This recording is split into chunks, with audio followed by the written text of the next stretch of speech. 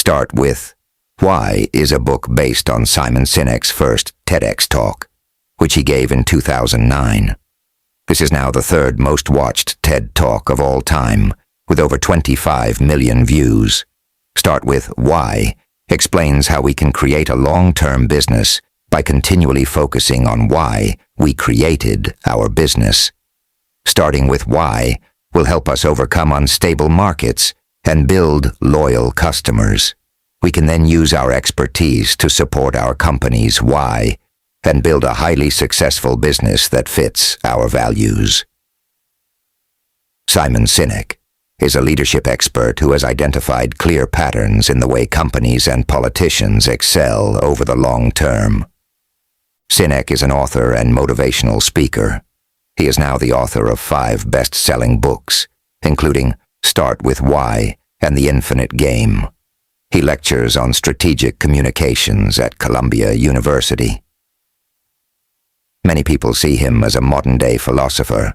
His work looks at why some people or organizations can inspire others by successfully articulating their purpose or why behind their work. Simon Sinek has been an advisor to Apple, GE, and Nike, to name a few. He has founded 2 companies. He is also a contributor to publications such as the New York Times, the Washington Post, Wall Street Journal, Fast Company, Business Week, and NPR. Born in London to Polish Jewish parents, he grew up in New York City. He now lives with his wife and 4 children on the Upper West Side of Manhattan. Story shot #1. Begin with the end result in mind. The assumptions we make have a significant impact on our actions. If you look at the bigger picture and consider your end result when planning, you will get better results in the long term. Sinek provides an example that compares American and Japanese car manufacturers.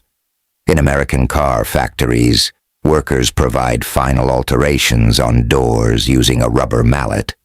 They have to do this as the doors are not engineered to fit each model perfectly. Japanese car manufacturers' doors are engineered to fit perfectly from the start. Sinek also uses this metaphor when talking about leadership. He describes 2 types of leaders: those who manipulate circumstances to reach their end result. Those who have their end result and potential issues in mind from the beginning. Story shot #2. Manipulating the sticks doesn't work.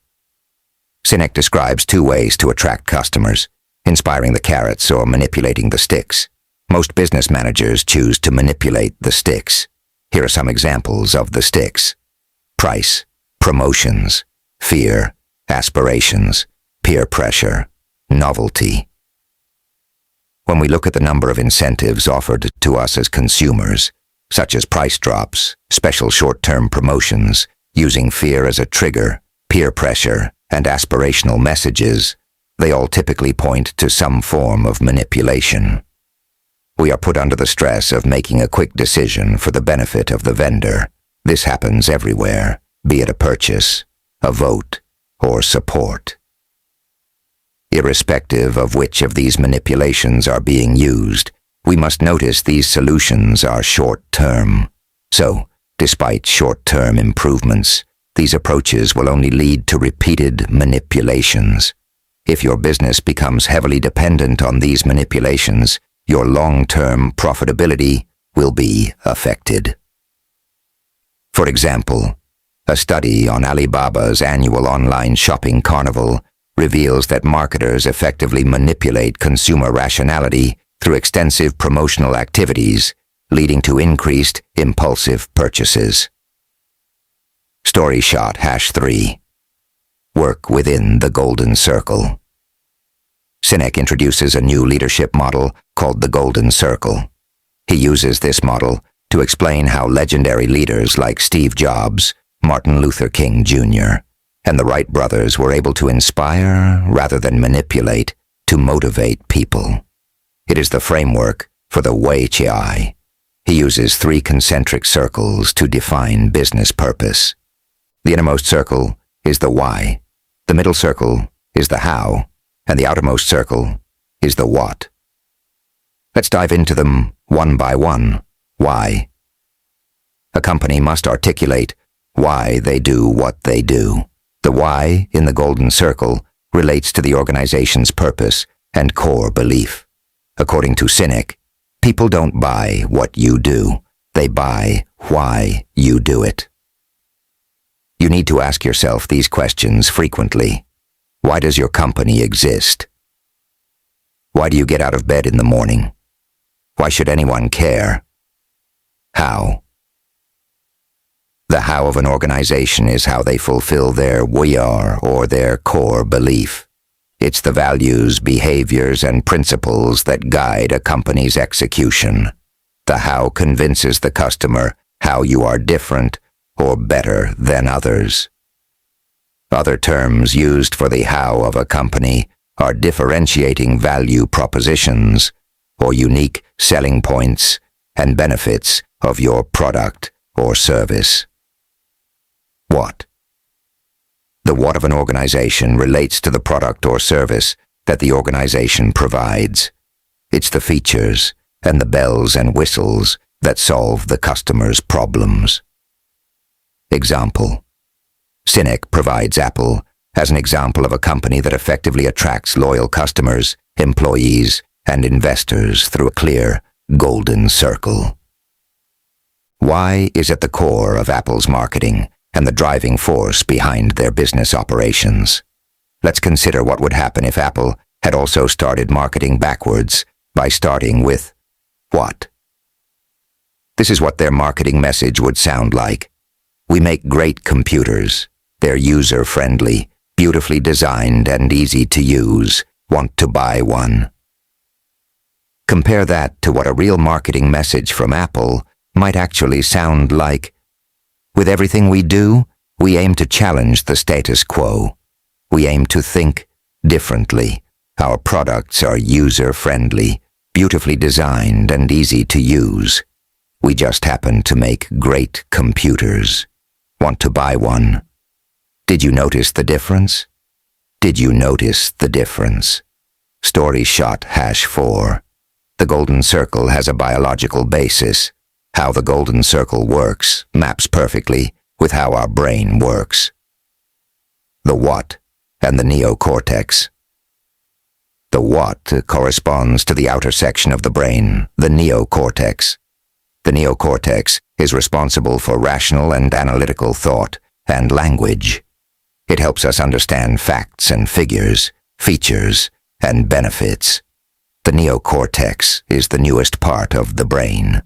It was roughly the same size 200,000 years ago as today. We are walking around with the same hardware as our Homo sapien ancestors.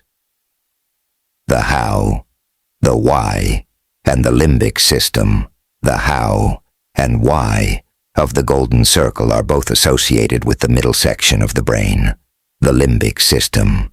The limbic system is responsible for all our behavior and decision-making.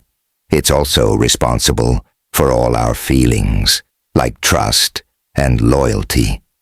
But unlike the neocortex, the limbic system has no capacity for language. This is where gut feelings come from. It's a feeling we get about a decision we have to make that's hard to explain. How human biology relates to business. To tap into the why of the golden circle, organizations must tap into humans' innate drive to use their products or services as a symbol of their values and beliefs. Purchasing a product makes us feel like we belong to something bigger than ourselves. We develop a tribe affiliation with similar buyers. As humans, we have a natural desire to belong. We aim to find other people and products that share the same why and core beliefs. This is where organizations want to start.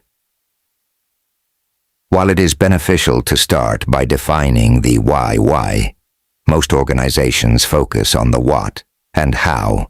They start with these parts of the golden circle, as customers will ask for them. Customers want products of high quality, at a low price, and available 24/7.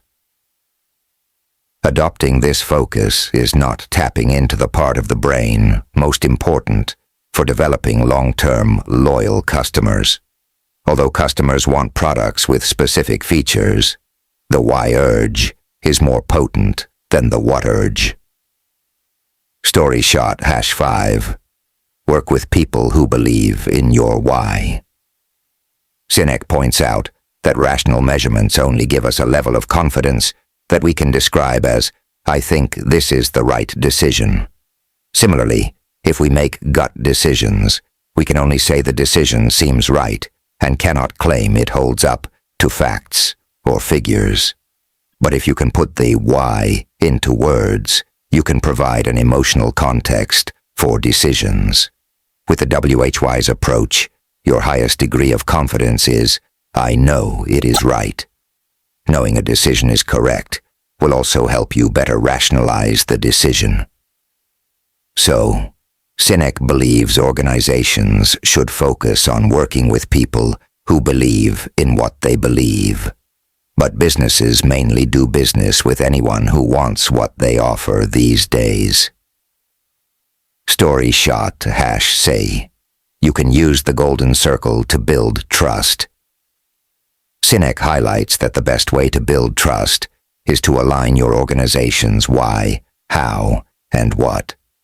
If an organization solely focuses on their what, they will struggle to differentiate themselves from their competitors. Instead, the why inspires consumers. Once a company has perfected its why, it can display greater flexibility on the market. For example, there is a reason Apple is more successful than Dell. Apple is defined by its why, so they can create computers, earphones, iPads, and iPhones. They can create a variety of products as long as they align with their why model. Dell decided to define themselves by their what. As a result, Dell only creates computers as consumers only have confidence in Dell's ability to create computers. When Dell attempted to expand into different electrical markets, it failed. Another benefit of adopting a why approach to your organization is that it helps you create a genuine first-mover advantage. Although the company called Creative created an MP3 player before Apple, their marketing strategy focused on their what. Later, Apple released its MP3 player and marketed it as a why, 1,000 songs in your pocket. As a result, Apple could take better advantage of the first-mover advantage in the MP3 player market. Finally, the WHY part of the Golden Circle is also integral to effective recruitment. Employees will perform better individually and collectively if they hold similar core values. Sinek also claims that hiring people who align with your organization's why means they will seek innovations. Great companies do not hire skilled people and motivate them. They hire already motivated people and inspire them. Companies with a strong sense of why can inspire their employees. Such employees are more productive and innovative, and the feeling they bring to work attracts other people eager to work there. Story shot #7. An effective why will help you achieve mass market success. Sinek discusses the law of diffusion of innovations, which relates to product adoption among consumers. 1. Professor Everett M. Rogers first introduced the law of diffusion of innovations in 1962. It is a bell curve that illustrates the 5 main adopter categories for new products or ideas. The curve outlines the percentage of the market who adopts your product, beginning with the innovators, 2.5%, on the far left, followed by early adopters, 13.5%, early majority, 34%, late majority, 34%, and laggards, 16%, on the far right of the curve. Early adopters are opinion leaders, people who are well educated and have ample free time to try out new ideas. They are often found in the upper middle class bracket with high disposable income. Sinek describes early adopters as the people who queue for hours outside the Apple stores to buy the latest Apple product. The early majority comprises many people who are also relatively well-educated with success in their careers or business. They usually adopt innovations after the early adopters, but before the late majority, mainly because they want to avoid being left out due to their insufficient knowledge about the innovation and fear that others will see them as outdated. The late majority is composed mainly of traditionalists, that is, people who tend to be passive followers. Sinek also explains that although the far right of the curve, laggards, consists of 16%, it is not worth wasting your time convincing them. These individuals are generally never content and are not loyal consumers. They do not invest in your company's why. The most prominent consumers are the early or late majority, with 68% of consumers. According to Sinek, an effective why will help you gain many more innovators and early adopters. Once these people are on board, the rest of the bell curve will usually follow. If you achieve a tipping point between 15 and 18% market penetration, the system tips, and you will gain mass market adoption. Story shot #8 start with why, like Bill Gates, but know how, like Steve Ballmer. Any worker or individual can have the energy to motivate people, as it is a tool easy to copy. But the most important thing to becoming a great leader is to be charismatic. Charisma is a skill that inspires people around you. This charisma is tied to a leader's why. These leaders believe in a greater purpose than themselves when considering their organization. Sinek provides an example of two leaders to describe the difference between energy and charisma. Steve Ballmer was an energetic leader. He would energize people when he spoke, but this energy would only be short-term. In contrast, Bill Gates is slightly shy and awkward, but he has charisma. Although Bill Gates does not speak with energy and confidence, an audience will always be excited by the next word to come out of his mouth. Charisma is what demands loyalty. Although it is crucial to have a why leader in your organization, people like Steve Ballmer are still hugely important. The how leaders are the people who bring the why leaders' ideas to life. Why types have wild imaginations that allow them to think about the future and innovative ideas. How types are practically oriented and realistic. So, how types are better at dealing with things in the present and near future, and better at developing the why leaders' ideas. Sinek explains that how leaders can be successful, but they are rarely the ones who will become billionaires by creating products that change the world. Although the why has a higher potential, the why still needs a how behind them to become successful. This is not the case for how leaders. A how leader can be successful without a why leader. Story shot #9. Maintain the organization's message. When a company is small, the founder heavily influences its image. The founder will have substantial direct contact with their consumers. But as the company grows, the leader's role changes. They will no longer be the most vocal part of the organization. Instead, they will become the source of the organization's message.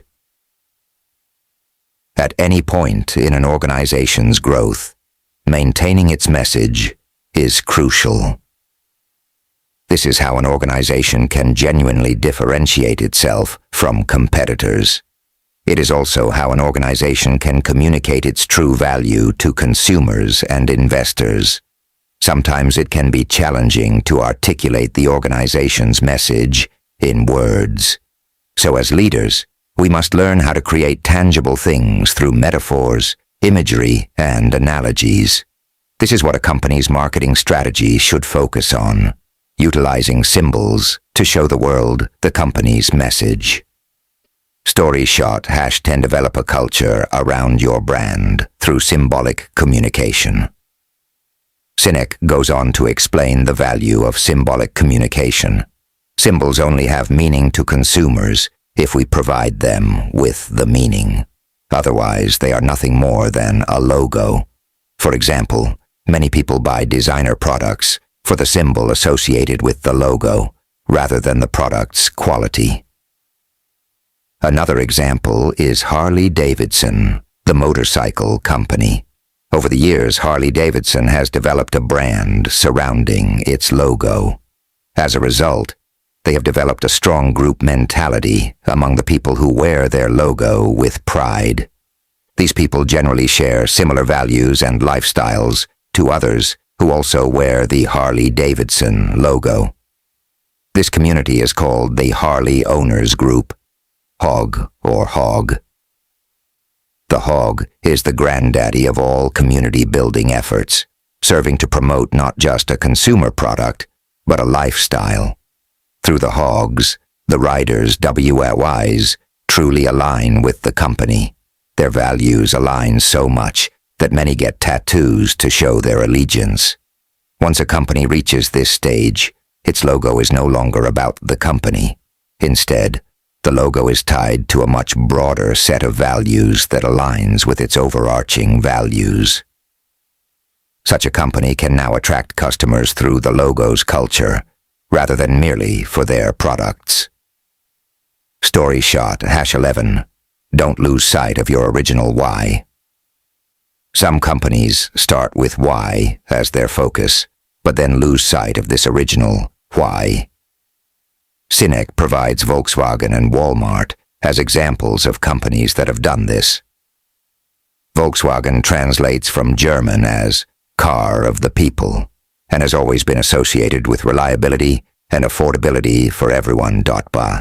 But Volkswagen has recently attempted to release new lines that aren't in alignment with this WYY. For example, the VW Phaeton was priced at $70,000. Volkswagen had let their YY go fuzzy, and this car was a failure. Similarly, Walmart was initially founded to help people from lower-income families by providing inexpensive products. This was the Y, adopted by their founder, Sam Walton. But after Sam passed away, the company started to forget about these previously engaged communities. Instead, they became a business well known for focusing purely on profit. This focus came at the expense of their suppliers, employees, and communities. Walmart struggled financially during this time, and they lost sight of the initial WYY introduced by Sam Walton. Based on these examples, Sinek suggests we must focus on maintaining our WHY. The hardest part of maintaining a business long-term is ensuring your company's WHY is maintained despite outside pressures and advice. Story shot #12. Fuel your how, so your why can prosper. Passion fuels ideas in the early days, but to thrive and survive, passion also needs structures and hows. Most organizations fail because both hows and whys need each other. Without structure and efficiency, the WHY of your organization will not carry your organization to success. So, embrace the passion and ideas associated with a WHY approach, but ensure these WHYs are underpinned by hows. Story shot #13. Don't base your WHY on market research. Generic business advice suggests that market research is critical. For example, many people will encourage you to know your customer and then build your niche. Sinek disagrees with this approach. Instead, he believes your organization's why should not come from looking ahead to what you want to achieve and then working out how to get there. Instead, the why of your company is already in you. Why is about discovery and invention and should not be based on what you think will sell best. Story shot #14. Only compete with yourself. Instead of competing against your competitors, you should be aiming to compete against yourself. No one wants to help you when you are up against the world. Business is often based on creating better quality, more features, and a better service than similar companies. That being said, if we always compare ourselves to other people, we will lose opportunities for collaboration. We are making our company about somebody else. Instead, we should try to improve ourselves daily so that we can improve the organization. This approach will start tempting other companies and individuals into collaborations. Well, finally, start with why. Highlights why certain companies can be successful irrespective of which business area they move into. Apple can succeed within almost any industry because they are more than a company. Building the company on a why rather than a what has allowed Apple to build a culture around them, which means many loyal customers will buy whatever they release. Consumers trust that they will create a product they'll enjoy because their why aligns with Apple's. So, if you want to have success in your business pursuits, you should start with why.